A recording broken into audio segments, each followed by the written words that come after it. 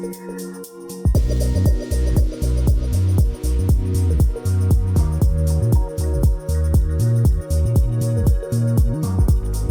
we'll be going to be talking about how to stage a home to sell.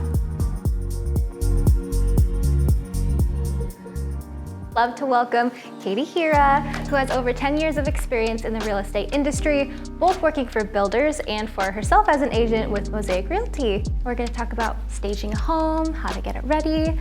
So when you walk into a home, is there something that you look for or look at? I feel like I always want to see how someone's going to live in that space. So it's so important to understand the home, the demographic, how people are going to live in that specific room, whether it be the primary suite or the great room or where people are gathering, wherever that is in that home. And what pieces connect with people and show that space the best. And so if you're working on behalf of a seller, what tips do you have to kind of get the house ready to go on market? Do you think you always need to do the floors and the paint, or do you think just a quick stage or a light stage or a full stage? What are your thoughts on how to get a house ready? I think it depends on the time, what you have. I think small changes can make a big impact. So paint is one of those things that is probably the cheapest and best way to change a space and keeping things really neutral. I also think that you can remove clutter. That makes a really big difference. Simplify, take out all those personal belongings or pieces that aren't gonna translate for somebody else the same way they do for you, that are sentimental, and just keep it really clean. As an agent, you really just decide what's your timing in the market, what spaces are gonna speak to people, are people gonna be able to visualize living in this home with or without furniture, what's the urgency for the timeline for it to sell or for someone to move in. All of those can play a factor in how a home is staged or designed. Yeah. How do you feel like you would pick a home stager? What pieces are important to finding one when you're shopping around for a home stager? I think them understanding your market and the home that you're in. A home can really be overdone or a home can be underdone. And you really want it to simply speak to people.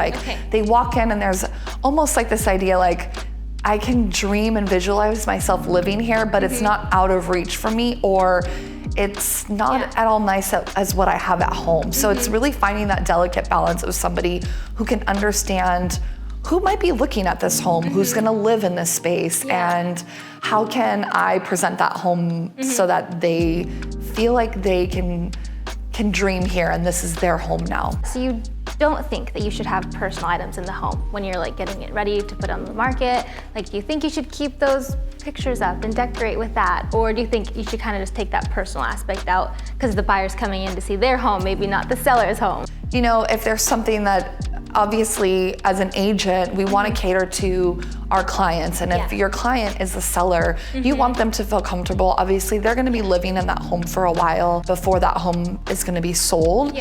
They might be living there during the time of showings, but really at a minimum, let's just keep it simple and remove most of your personal effects. I think there's also something that's protect your privacy and just enjoy. Just now you're moving past this home for maybe a specific reason, whether it's good or bad. Give that home now the space to cater to someone else and to be a part of their life without them feeling like you're staring at them. No, that's a great thought, because I feel like oftentimes sellers think of it in the mindset that it's still their house. I want them to see this art piece or these floors or something like that. It's a good mindset to have. I think to remember you're giving this to somebody else. Think of it as when you walk into a space that someone else is going to be blessed by that surrounding, and it removes your feelings and your ideas. They already know someone's lived there and they're going to understand that, but it's now time for them to make their memories and let them tell their stories within those walls. So give them that opportunity when they walk in it. Yeah, that's super sweet.